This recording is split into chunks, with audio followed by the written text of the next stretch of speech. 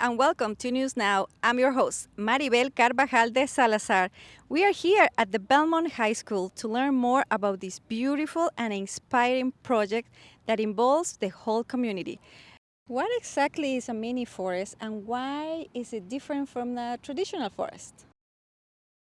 Mini forest is a densely planted forest following the methods of Dr. Akira Miyawaki, and it is designed to grow up fast, mature in 20 to 30 years, which is about a quarter of the time of a typical forest.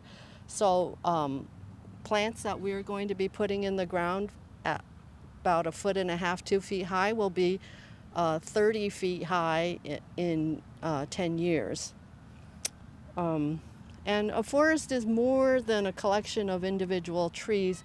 It's a whole ecosystem that in which the trees help each other as well as compete with each other to find nutrients.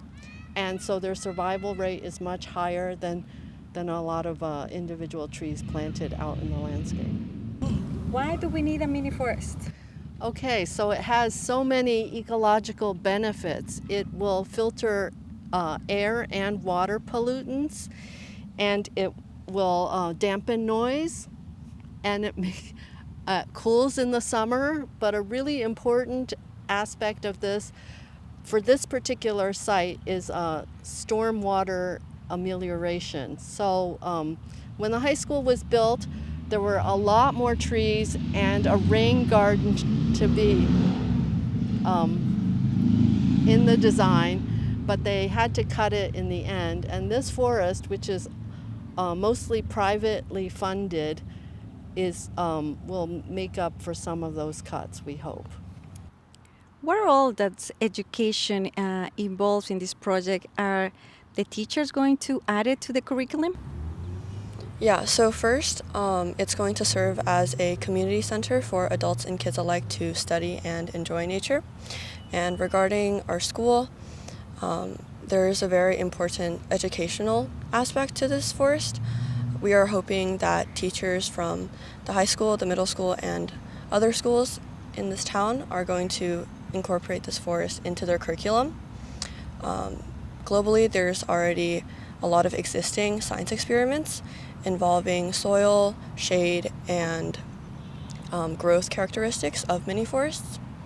And biology is a natural way to start, so students could look at the microorganisms in the soil.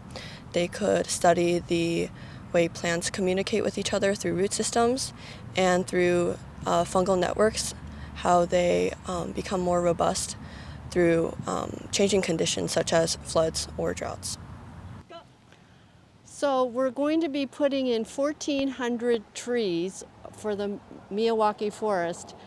And these species were chosen because, first of all, they're native plants. And second of all, we did a soil test to determine what kind of species is best suited to this area. And working with a Harvard ecologist, Walter Kittredge, we determined that this area is most like high terrace floodplain forest community. That's one of the designations of the Massachusetts Wildlife and Fisheries Department. So we are putting in trees specifically chosen for that kind of community, plant community. So after a year of growth in the springtime, we are going to be installing a fringe mantle, which is a native plant border, a perennial border, which will protect the forest from wind and erosion. How can the neighbors support this project and what is your invitation, Jess? Tell the community.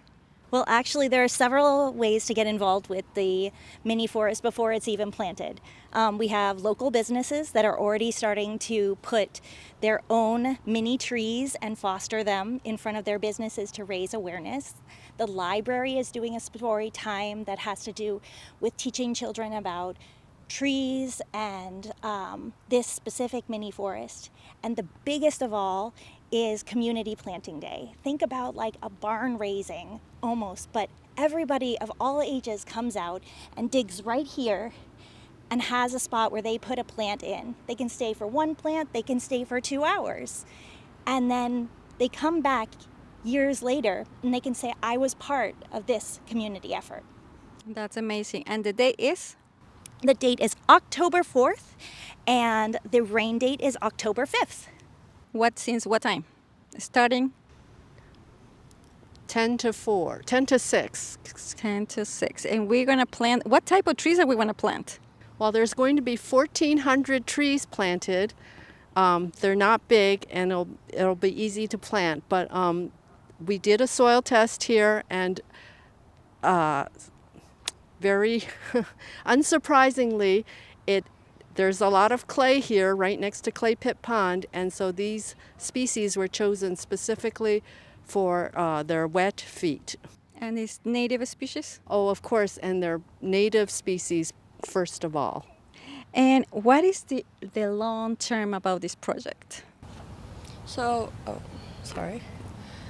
in the first 3 years, there's going to be a lot of maintenance and tending required. So we are looking for people from different organizations or volunteers to be weeding, mulching, and just monitoring the growth of the forest.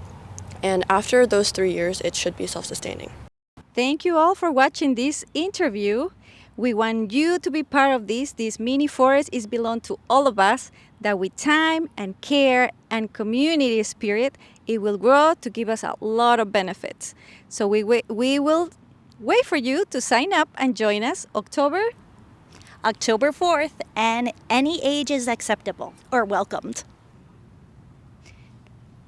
We can't wait to join in. Thank you for watching. That was it for today. I'm your host, Maribel Carvajal de Salazar.